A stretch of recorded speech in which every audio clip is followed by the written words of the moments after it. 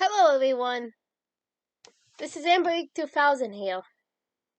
Welcome to my channel. Well, I play a variety of games and do narrations for fanfics. I'm really hoping you enjoy my content. If you do, make sure to comment below, leave a like, and subscribe with the notifications on.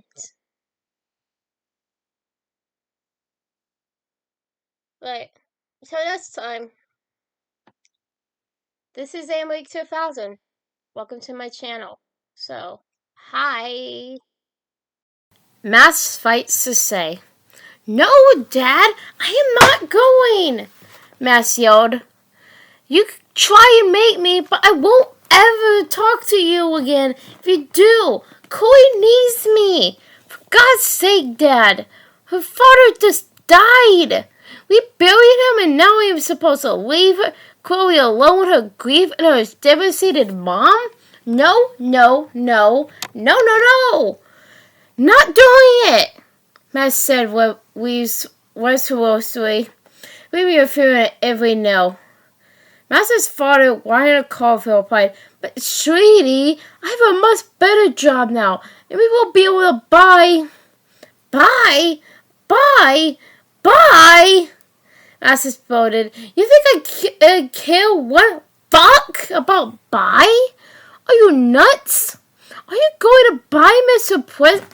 Price back from the dead?" "No, Dad. No, no, no. I don't care. I am not going. You can tie me up and take me in the truck. But the second you release me, I will come back here, walking if I have to.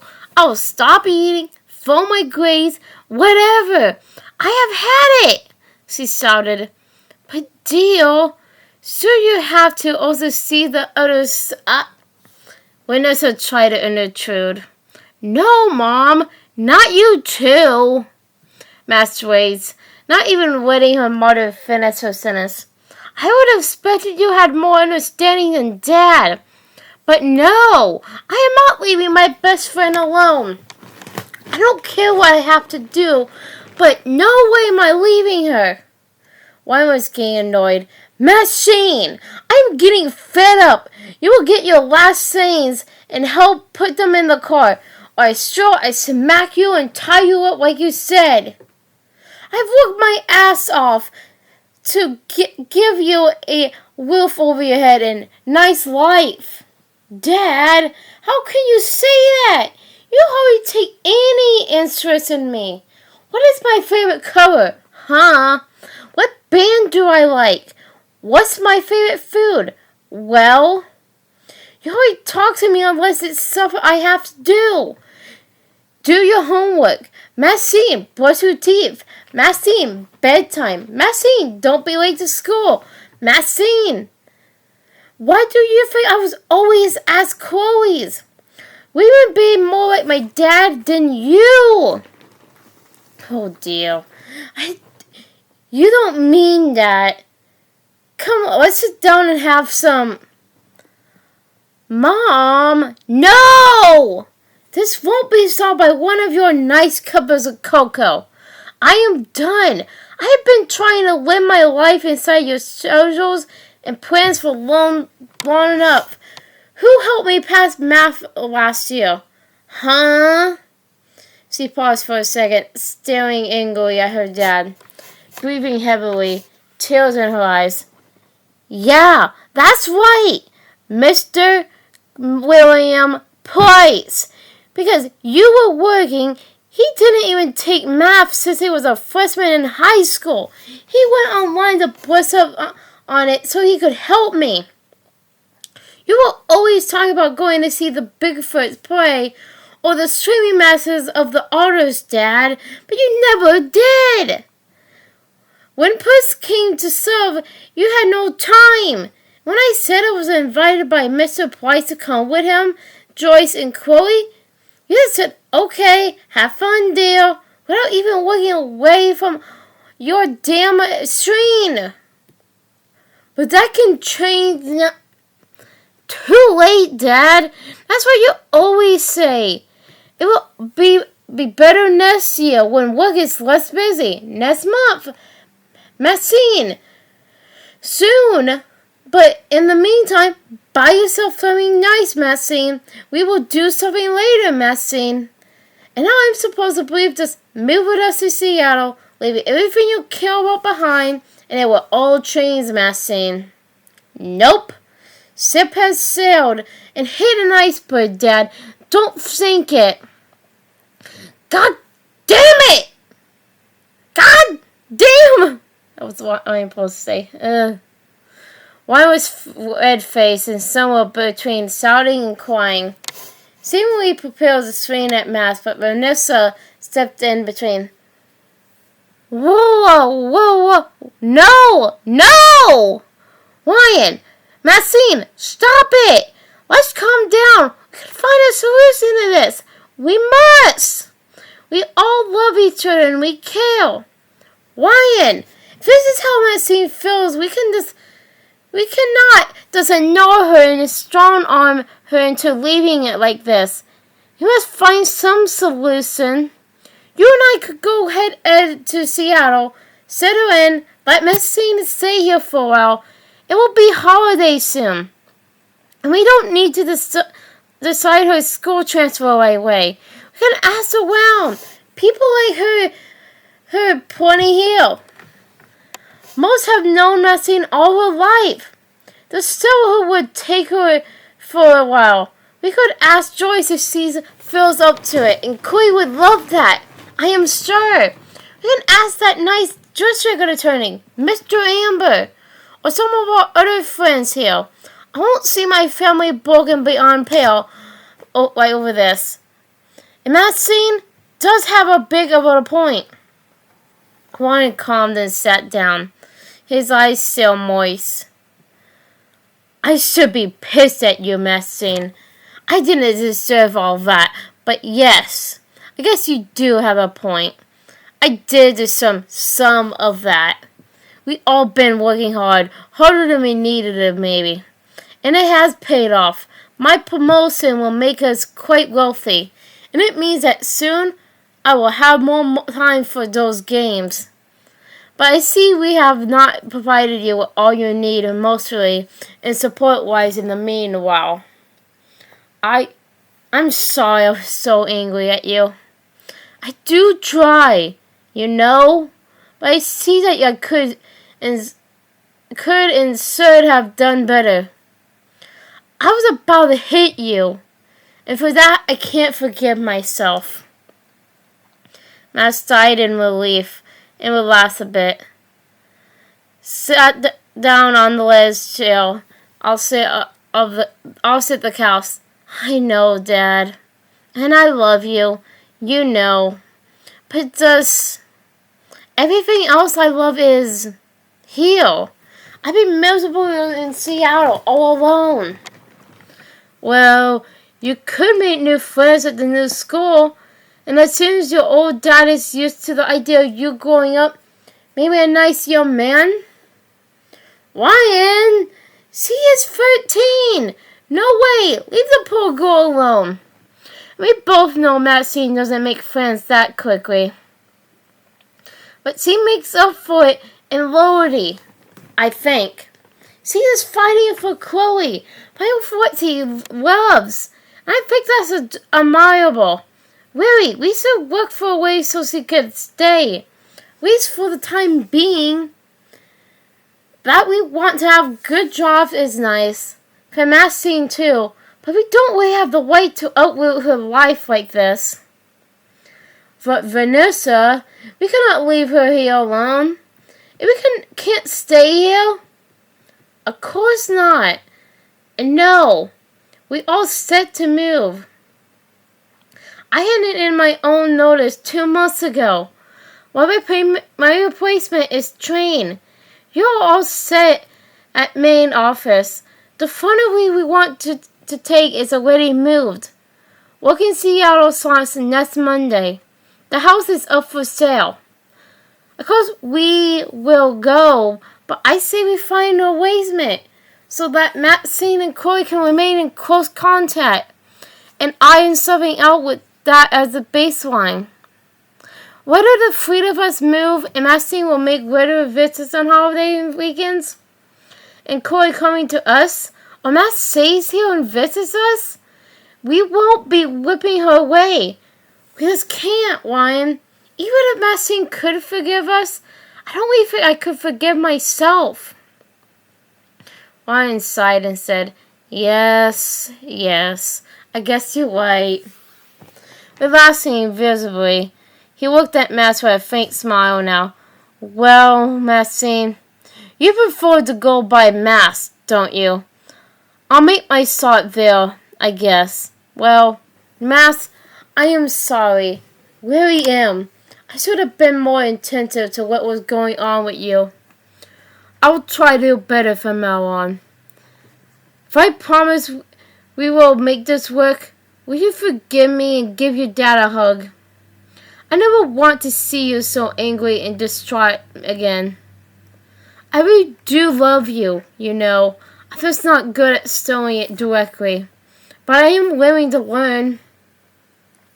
Matt smiled back at him with one of her well but sweet smiles and said, Sure, Dad. Thank you. And I love you too. At that, she got up and hugged him a long time. Now, Max, said Vanessa, why don't you go to the places and give Chloe the good news? Be careful on the road and turn your bike light on. It's getting dark. But I guess you are old enough to think of such things for yourself now. Call us if you want to be picked up or if you want to stay over there. Your dad and I will discuss things. We won't leave today. And tomorrow we will talk some more. Don't worry. I promise we won't go back on what we said. And we won't just decide anything either without your say. You're not a little girl anymore. And it's time we treated you like the young lady you have become. We will come up with some options and let you know. Thanks, Mom. Thanks, Dad. You're awesome. Max replied while she walked to the kitchen to wash her face and blow her nose. She hugged her parents again and said, Well, see you later. I'm off. Took her bike helmet and stepped into the front yard where her bicycle was parked. A few minutes later, she was cycling up Sartor Avenue with the place home button but her closer with its inviting lights. She stopped, parked her bike against the house. Removing her helmet, she stepped onto the porch and rang the doorbell. After a bit, the door opened and a red-eyed Joyce greeted her. Oh, hi, Max. Did you come to say goodbye to Chloe? She's really sad about you leaving. I think you will have a tough job consulting her. Don't think so, Mrs. Price. I had a long talk with my parents, and I have some good news for her, and I think for you too. In that case, you're even more welcome. Come on in, girl. Chloe, can you come down for a moment? Max is here. Max stepped inside as Chloe came down the stairs slowly, her face white and her eyes red. She had obviously been crying all afternoon. Coming to say goodbye for real now. Fuck, I miss you already. Language, Chloe. Come sit down, girls. I will get us something to drink, said Joyce. Chloe let herself fall on the couch with her face full of gloom. As Joyce sat down to some drink, glasses of lemonade, Max grabbed Chloe's hand and said, I am here with good news, silly. I talked to my folks about the move. Well, actually, we had a big fight. Oh? Said Chloe. Joyce, ever curious, raised her eyebrows, saying, You didn't run away, did you? No, nothing like that. Oh, I did threaten them with that. And worse. No, I told him exactly how I felt. To be fair, I sort of screamed at them. I felt a lot of arguing. My dad finally saw reason. I was really about to hit me. I won. They won't make me go. We just have to work out the details. Whether I go but visit here lots, or whether they find me somewhere over here to stay and I visit them. Corey's eyes started to light up as if she was climbing to the light from a deep tunnel of despair. Max continued, "You hear me, Corey? You're not rid of me yet." "Oh, Max! That's just awesome! It is the best news I have had in months. You fought that hard? For me?